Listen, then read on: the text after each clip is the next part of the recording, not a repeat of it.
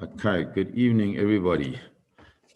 What I want to do tonight is first, I'm actually going to take this picture off because it's a bit distracting actually to think about Eretz Israel while you're giving a share. It's not so easy. Okay, there we go.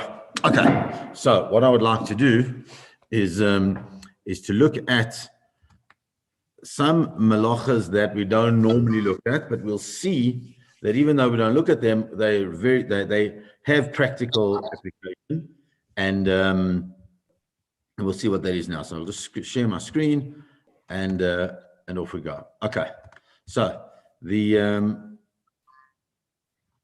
malachas that we're going to look at are the following. Firstly, I've called them the four M's. Actually, is mafshit, ma'abeid, memachek, mesartet, and mechateich. Okay, they're all these five malachas. I hope we're going to get to mechateich today. I'm not sure if we will. If we don't, then we'll just add it in. We'll add it in the next time. So what is it? So what mafshit? Mafshit is removing skin. It's talking about where you've shechted the animal. Now, what do you do with the animal? And we're going to see where the practicality is up. So it's removing skin off its original animal. And we'll see where that applies. Me'abeid is curing the hide. That's actually usually they use salt for it, preserving it, and finishing the curing so that you have this hide that you can now use for it. Memachek is smoothing out a hard or somewhat flexible object. So what they would do is they'd have to smooth out the hide. They've cured it. Now they've got to take off the hair and take off other things out of it from the hide itself. Mesartet is that what they would do is they would actually put lines on the finished hides in order to then write things on them or what have you. And mechateich is cutting on a measured line. Okay, so now we're going to look at these, and you'll see that these are ones that we never really speak about, but we need to, because we'll see that they have some very important practical applications. So Lionel pointed out that when I sent out that message, that some of it sounded like it was like a takeaway menu. So let's see what the takeaways are all about here. Okay, mafshit is skinning. Okay, so what it means is any separation of skin from its original place. What I'm doing, I've done a little bit differently from what we've done in the past, because there's so many of them. I haven't brought all the sources together, but anybody who wants those original sources, I'm happy to bring them. There's tons of sources. I've only brought some of them. So mafshit is separating the skin from its original place. So, for example, if you would remove raw chicken skin from the chicken, that would be an issur d'oraisa. I mean, no one will have raw chicken, because the problem with raw chicken on Shabbos is that raw chicken on Shabbos is actually muktzah. You're not allowed to use it because you can't cook it, so you can't have it. On Yom Tov, it's different, because Yom Tov, you're removing it in order to cook it, so that's already a different discussion. But we're talking specifically about Shabbos. Okay, so it's any action that's done in the normal course of eating is not a malacha. So, for example, if you've got cooked chicken, the skin is loosened during the cooking process. So when you remove it afterwards, you're not really skinning it in the true sense. But it's an important thing to bear in mind, because it's just something that we don't ever think about. But it's amazing that when you eat your chicken this Shabbos, if you eat chicken on Shabbos, and you want to remove the skin, know that actually it's not the issue of mafshit. It really gives you something. It's just something, it gives you a consciousness of Shabbos, and that's part of what I really wanted to achieve in this shir, is just the consciousness of the things that we do. Okay, ma'abeid means curing the skin. So this is really the hard work of the skin of the hide. Apparently, it's quite easy to skin it, but now you've got to actually create the finished product. How do you do it? You use salt, you add chemicals to preserve it, you add some type of oil maybe to soften the leather, or something else to harden the leather, depending on the type of leather that you want done. That's called ma'abeid. All of those aspects are ma'abeid. And what is its relevance today? So let's see. So this is the Rambam. The Rambam says it doesn't apply to food. It says a person who skins hide on Shabbos, you skin a piece of hide in order to make a kameah, like an amulet that they used to make in the old days. Okay, then that's chayiv. You're chayiv. It's a doraisa. You're not allowed to do such a thing. Also, a person ma'abeid from the word avad, which means to do. If you cure it, to the extent you're also liable. Okay, and it's the same. And whether you salt it or you do any other type of process to it, that's the problem. But why? Because melicha, salting it, is part of the ibud, is start of the preparation process. V'ein ibud ba'achalin, and there is no aspect of this of ibud, of this curing, that applies to food. Okay, so if that's the case, if it doesn't apply to food, what about like salting fish? I don't know, putting salt onto food. Why doesn't it apply? So we'll understand now. When you salt or pickle food, the physical makeup of the food changes.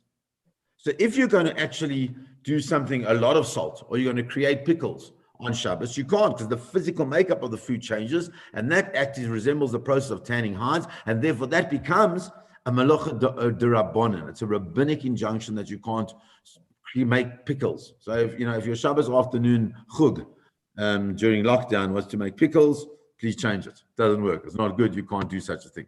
But can you use salt at all? If we already start and we know that we don't do certain things in order that so we don't come to do something else, can you actually just use salt? Now, every single one of us use salt on Shabbos. Where do we use salt on Shabbos normally? Just as an aside, we use salt on Shabbos challah, right? You take challah and you dip your challah in the salt, and shalom al Yisrael. Why do you do that? I just want to explore that for a few minutes. I don't have slides on it, but I just would like to explore it. Why is it that we use the salt? So on a very simple level, when you make a bracha, you want to get the maximum benefit from that birkat ne'enim, from that bracha of enjoyment. So how do you do that? In the old days, bread was like pitta, and even our pittas today have salt. Like matzah. Matzah. What's matzah? Flour and water. That's all it was. And what they would do is they would put the salt on in order to give it a bit of a taste, to bring out the taste of the bread. And so therefore we dip it into salt, really to give it taste. But if you don't have salt on the table, in our bread that we use today, which all has salt in it, all has a specific flavor in it, so you don't have to worry about the salt because it's already got it in it and the bread's already got a flavor. You can even dip your bread into hummus. You can dip it into, I don't know, I know Aviva Glassman makes the most delicious, what's it called, with oil and? The hummus and mint. No, not the oil and the what do you call it? The garlic. The garlic, there you go. It's geschmack. You can dip it into that as well, just to give it a bit of flavor. That's why I use it. But can we use salt? So obviously we see that we can, but let's understand why we can. So it depends what kind of food we're salting. So raw fish, raw meat, raw vegetables, that's normally what we would salt. So raw vegetables now starts off with the thing of salad. Okay, now you get the thing, Lionel, where it comes from. There's the salad issue. So why are we salting it? Are we salting it so it will be preserved? If you're doing that, no, you absolutely are, sir. That is the rabbinic injunction, which is similar to ma'abed. But if you're salting it for flavor, yes. But that's also under certain conditions. Number one, if the food is cooked, no problem. You're salting one vegetable at a time, and it can be either or of these things. It doesn't have to be all of them together. The vegetable is not normally preserved in salt, not normally pickled. And you've already added another ingredient which blunts the salty flavor. So let's have a look at this. So, and let's unpack. Number one, if the vegetables are pickled raw, so if they are cooked, the rabbinic restriction on salting doesn't apply. It really applies only to raw vegetables that you're going to pickle them. Number two, picking or preserving done with a large quantity of vegetables is really the issue.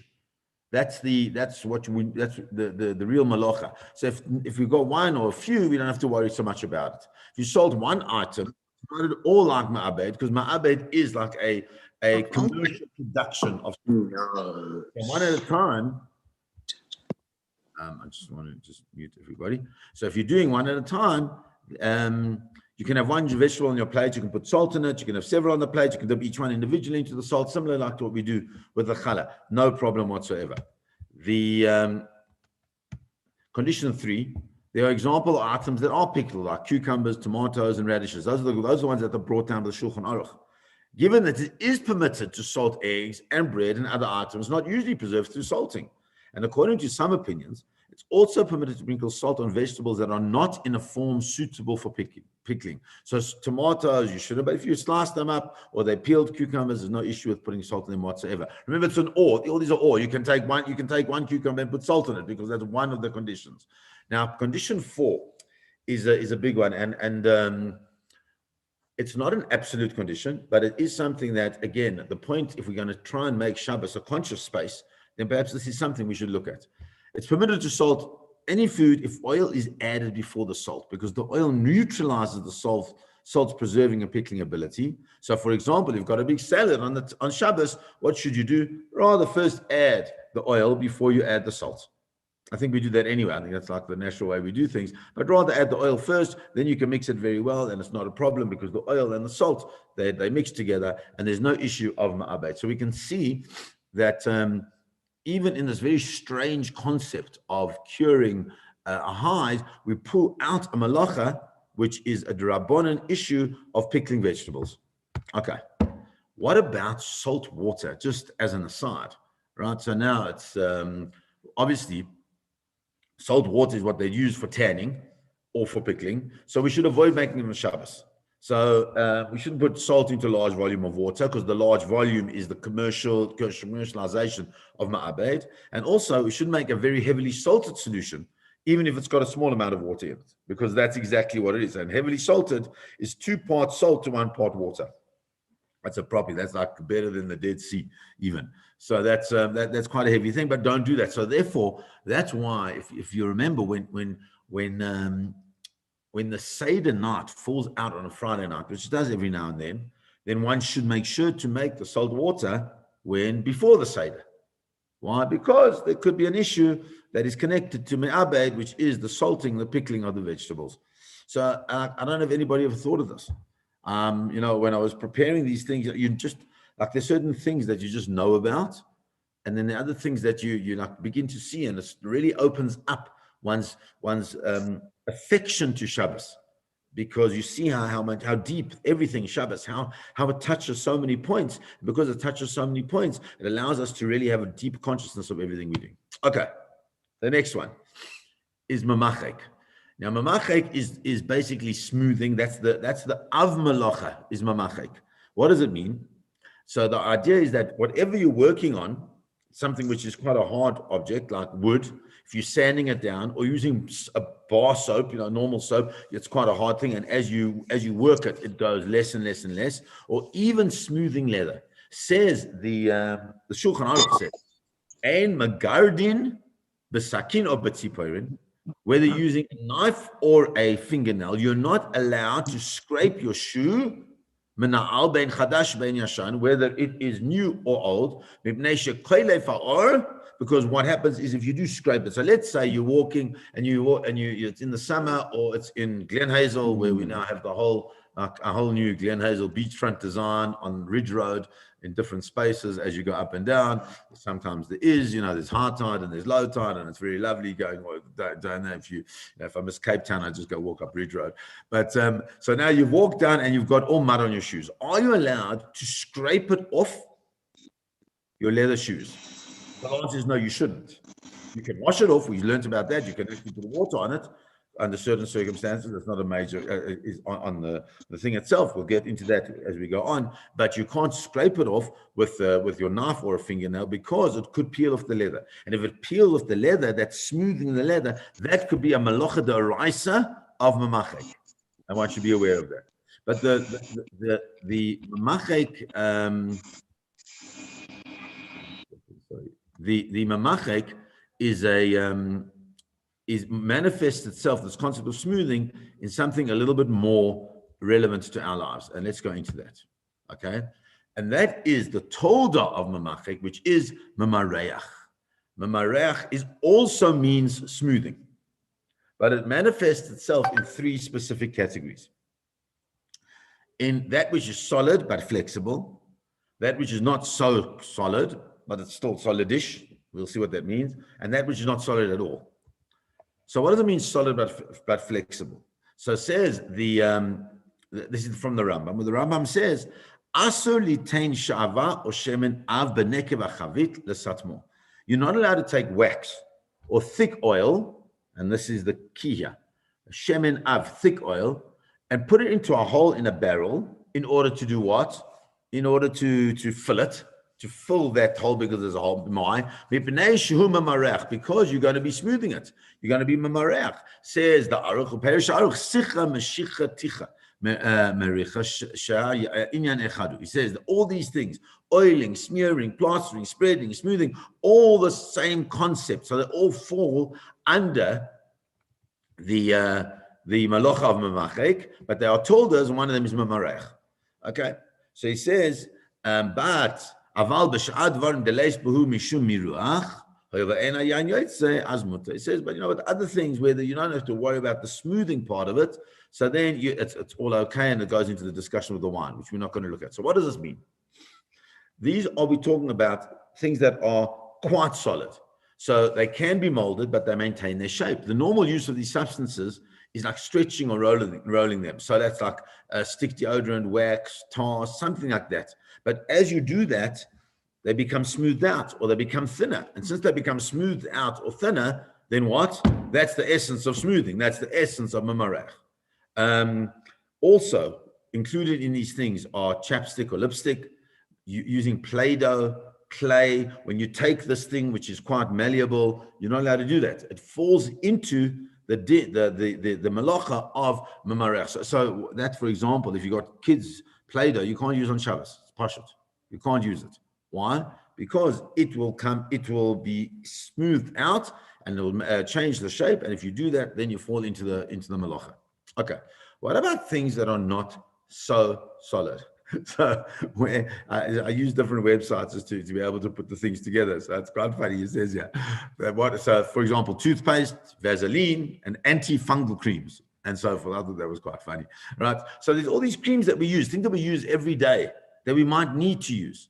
So these are just creams. They're not solid, but they still have a certain shape that unless you really push them out, they're going to go. So you've got like a thick cream, like an antifungal cream, let's call it. Okay. So they fall into the category of smoothing under a din d'Rabbanan. It's not a doraisa, because doraisa only applies to them when you're actually smoothing something hard. Now we're talking about a much softer thing, so it's only a din d'Rabbanan. So in some cases, we're going to see that you can do certain things on Shabbos with them, but in a modified form. For example, if a baby needs to have ointment put on it, ointment, we're not talking about baby oil, we're talking about cream. How would you put the cream on the baby? The baby needs the cream. So you would dab it on, not rub it into the cream as you normally would, and then it takes its own action of being absorbed into the body in the way it is. But because it's a certain solid space, so you're putting it on one has to be very careful. Okay. Now comes the question, and this is a big question. It's actually a massive question, because it's not as simple as we'd like. So I don't want to take a poll of, you can do, there's this thing called polls on in Facebook. Who brushes their teeth on Shabbos? Okay, because the truth is that there are two different opinions. There is an opinion that you shouldn't at all, and there is an opinion that you can. So let's look at this and try and understand, and I'll tell you my take on it, and then we can move from there. So the Rambam says the following. There are two aspects that we have to look at when we're speaking about using toothpaste. We have to look at two things. The first one is from the Rambam where he says, one who spreads a minimal amount of plaster, bandage, wax, tar, or that which is similar to them from the things that are spreadable until their surface is flattened, is liable on account of smoothing, which is what we just learned. So you're not allowed to do smoothing. That's clear. And smoothing is where you take this thing and you just smooth it out on a surface. But there is the other concept of anointing. And the Aruch HaShulchan explains anointing as it's not prohibited on Shabbos.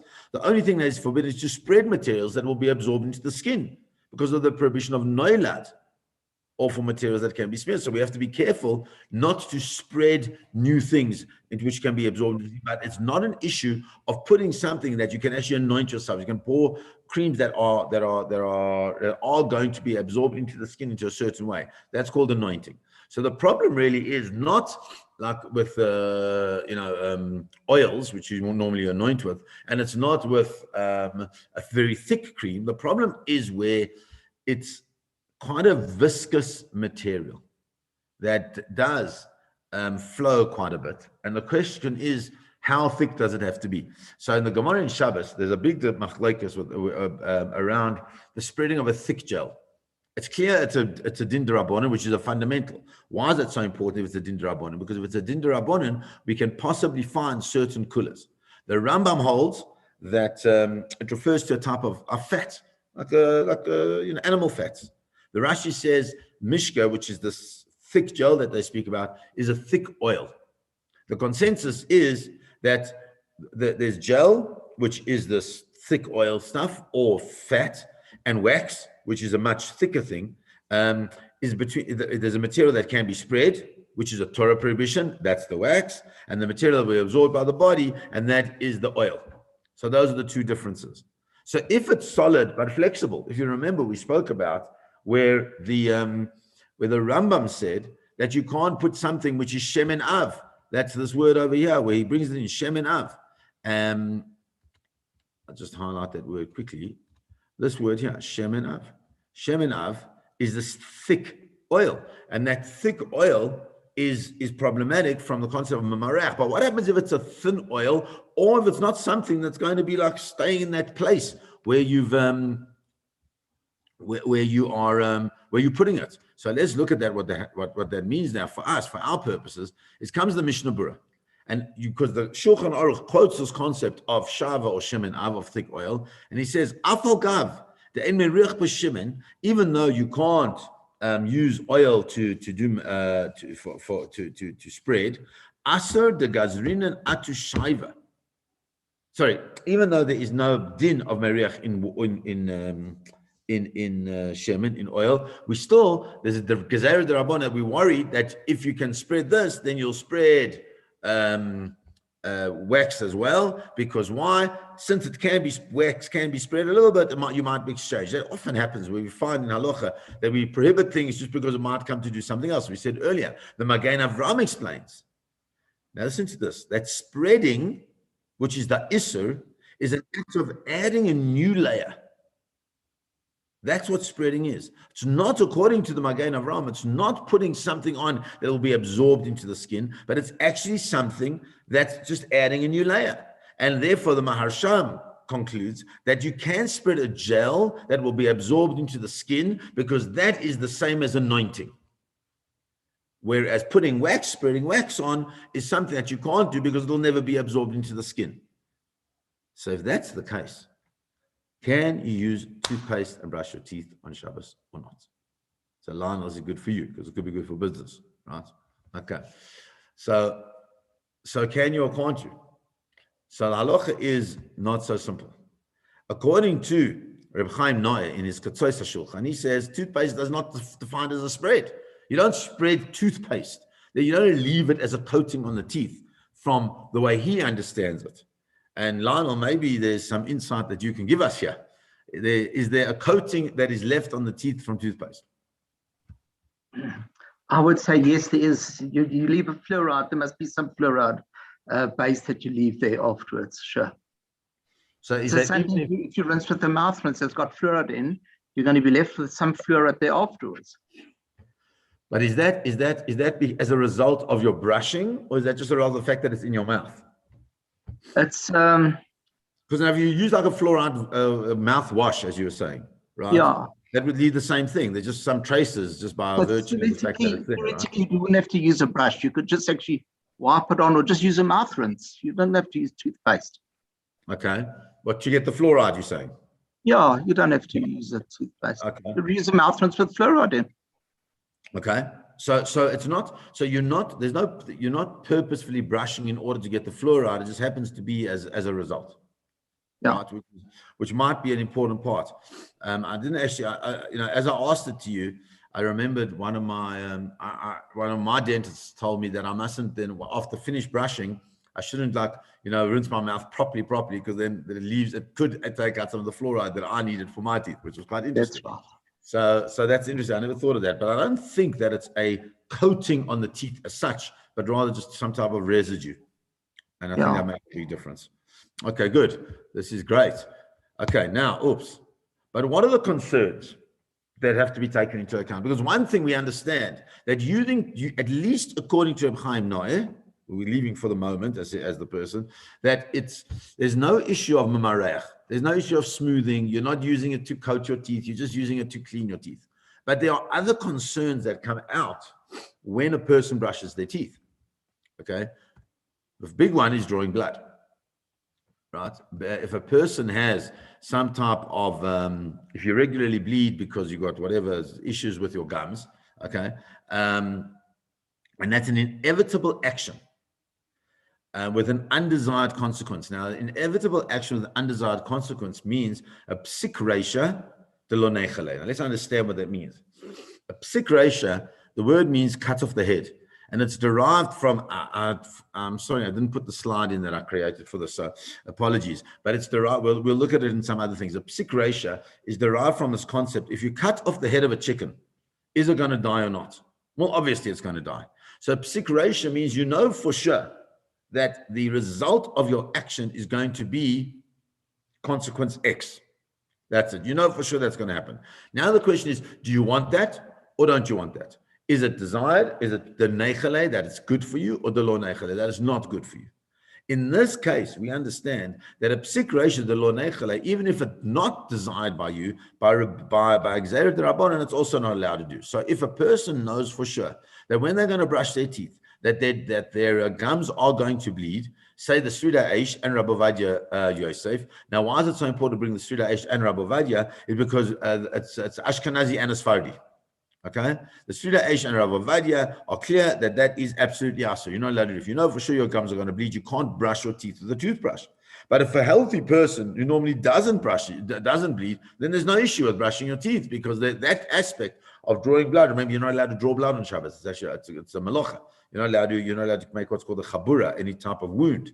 So therefore, brushing your teeth would be mutar or asur, depending on your personal hygiene. And if you're battling with brushing your teeth on Shabbos because you're drawing blood, Dr. Milstein is happy to see you and deal with your necessary dental issues. Am I correct in that line?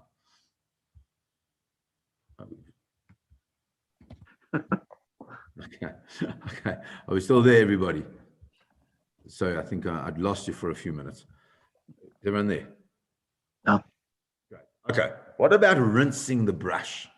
Okay. Now, what's the issue of rinsing the brush? Now, the issue of rinsing the brush could be, as is mentioned by many people, and this is where it becomes quite complicated, that there is a concept called schita. And these are all different malachas which we'll get to, and I don't want to go to them now. I don't want to get into too much of the technical aspects of it. But there's a concept called schita. Schita means squeezing. You're not allowed to squeeze. We actually spoke about it before. Say, for example, a cotton thing on Shabbos. You're not allowed to squeeze that. So the question is, if you're rinsing your brush, okay, are you going to be squeezing out the liquid, the water from the bristles? Now, the issue that comes up is, does the squeezing only apply to natural substances? Does it apply to even artificial substance like nylon, which is what most toothbrushes are made out of? And is there a problem with rinsing the brush and then coming to squeeze out the brush? So Rabbi Ovadia says it's not a problem. It's permitted, because we've got this concept of double doubt, which is a sfeika. Firstly, it's not clear if the inevitable result based on a rabbinic decree is forbidden or not. So the first thing is, we're not clear. We know for sure that there'll be some type of squeezing. They'll know for sure there'll be some type of washing off the junk, which we try not to necessarily do on Shabbos. However, even if it is prohibited, maybe we follow the law of the Rashba and the Ritva, that there's not even a rabbinical decree which prohibits wringing of hair on Shabbos. Because we follow as a general rule that we don't squeeze out hair. But there are opinions that say you shouldn't. So you go according to Rabbi Ovadia says, you can go according to both, to the double opinion of double doubt, and therefore no issue of rinsing the brush. This what's an interesting one. What about healing? Healing on Shabbos is asur. You're not one doesn't take medicine unnecessarily on Shabbos. Again, this is another thing. We'll go into a much broader discussion on it. But if a person is, I don't know, you just have a little headache and it's not really bothering you that much. And normally you would take a panada, but you can really manage without it. It's not going to put you in bed. It's not going to really debilitate you in any real way. So one shouldn't take a panada on Shabbos, because there's a gezerah against taking medicines, as an example. The extent of that is quite wide. So, but it comes to the concept of healing on Shabbos. We try not to heal unnecessarily. So somebody asked the Ketzois HaShulchan, who, if you remember, we spoke about him earlier there, the Rab Chaim Noah. So they asked Rab Chaim Noah, is it considered to be healing on Shabbos? When you brush your teeth, it's for medical reasons. So if you brush your teeth for medical reasons, it's like healing on Shabbos. He says, no, that's ridiculous. He said, it's a common behavior. People brush their teeth. It's not, no one does it for healing. You do it because that's what you do. You know, you're taught as a kid, you brush your teeth in the morning, you brush your teeth at night. And that's how we do things. It's a common behavior. Since it's a common behavior, it doesn't fall into the category and the normative category of healing on Shabbos. And therefore, the Ketzois says, Ketzois HaShulchan says, no issue. We have to worry about that at all. Cleaning the brush comes to the same thing. Except now there's another question. When you clean your brush on Shabbos morning, so if you clean on Friday night, we understand there's no issue with the squeezing, no issue. But what about when you clean your brush on Shabbos morning? Why are you cleaning your brush on Shabbos morning? Maybe you're cleaning it in order to have it clean. Why do you want to clean? Because you want to clean because you're going to use it on Motzei Shabbos before you go to sleep. So it could be the same as your dishes after Shalosh Shudas. Are you allowed to clean up your dishes after Shalosh Shudas? Let's say you finish Shalosh Shudas, Shabbos finishes at 6 and you finish Shalosh Shudas at 5:30. Are you allowed to clean up your dishes from Shalosh Shudas? Just so, so it depends. If it's because it really bothers you and it's messing up your Shabbos, that you've got all the schmutz on the table, so then you can. But if you're just doing it because you want to make it easier for you after Shabbos, you can't, because then that's preparing for Shabbos. So comes along, the question is, when you clean the brush with running water, maybe you're actually preparing your brush for Shabbos. So the answer is that's also ridiculous. You're not doing it to prepare it. You're doing it to clean it. It's for hygiene. Okay? Cleaning the brush, the hygienic matter that is required as part of the respect for Shabbos. It's not appropriate to leave schmutzendike toothbrushes lying around in your bathroom on Shabbos. It's not Shabbosdik. It's not kovadik. It doesn't show an acknowledgement of the importance of the day that you're prepared to leave things schmutzadik like that. And so therefore, it's not an issue at all. Now the real question is, can I? Can I, at the end of the day, we've seen there are different ways. Can I brush my teeth? Can't I brush my teeth? Can I use toothpaste? Can't I use toothpaste? So Rav Aaron Lichtenstein is famously taught that Rav Soloveitchik brushed his teeth on Shabbos using toothpaste. So there are some people who don't agree with this. Fundamentally don't agree with it. Chabad do not use toothbrushes on Shabbos. Fundamentally, it's part of that's how they paskin, which is fantastic.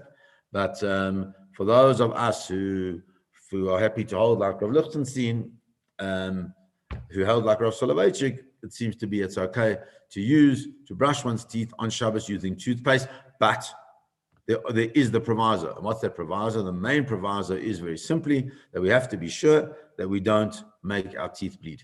If we make our teeth bleed, our gums bleed, then there's a problem. There's a real problem of using a toothbrush on Shabbos, and one should be careful when you can get certain soft bristled ones, or you can just use mouthwash, anything like that. As I say, please contact your local dental expert for guidance as how to deal with your teeth on Shabbos Kodesh. Okay, so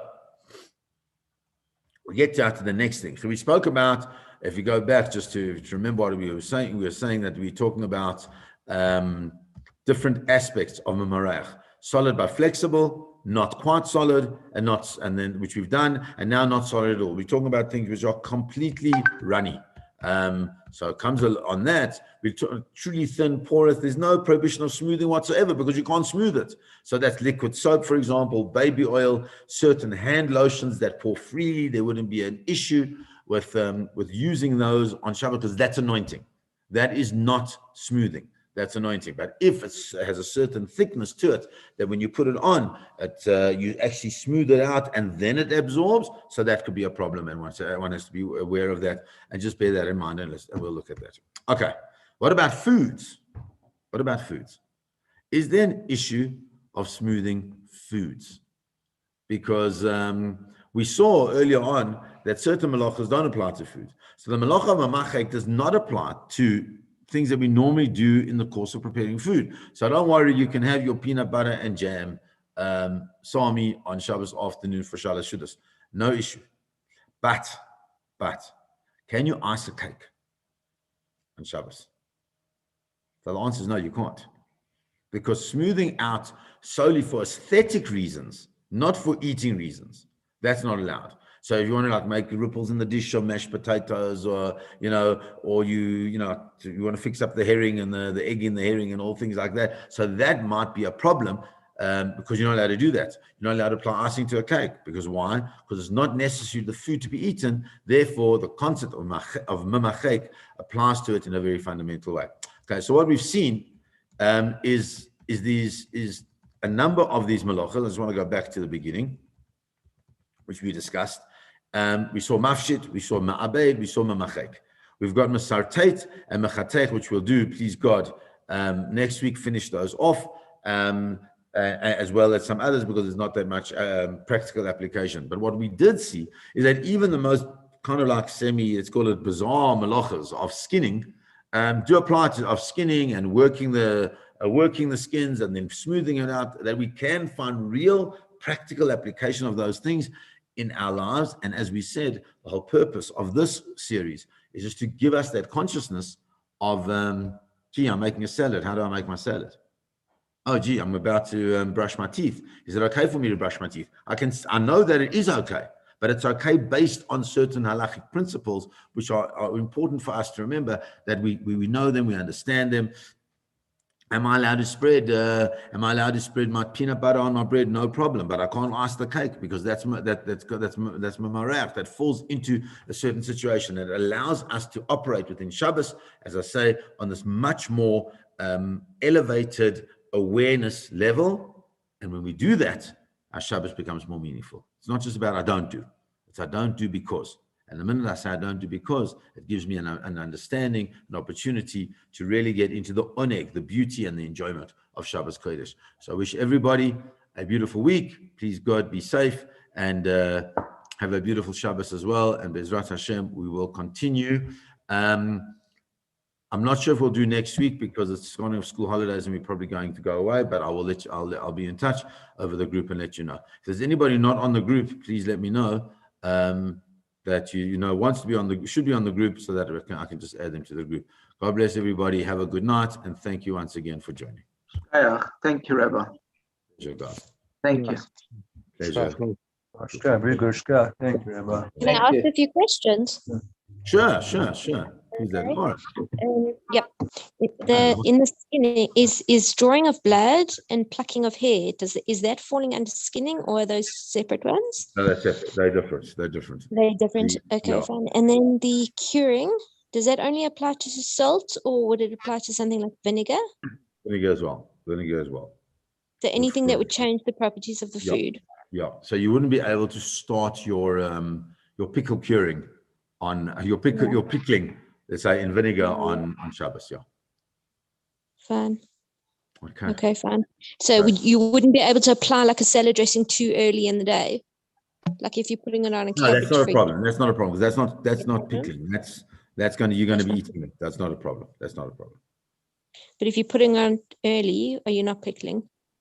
No, pickling. You also remember you have to have your intention is to be pickling as well. That's part of the process. Yeah. We're Okay. saying Thank you. for food preparation. Okay. Yeah. Okay. Thanks a lot. Pleasure, Okay. God. God bless everybody. Have a good night. Thank you. Thanks. Bye-bye.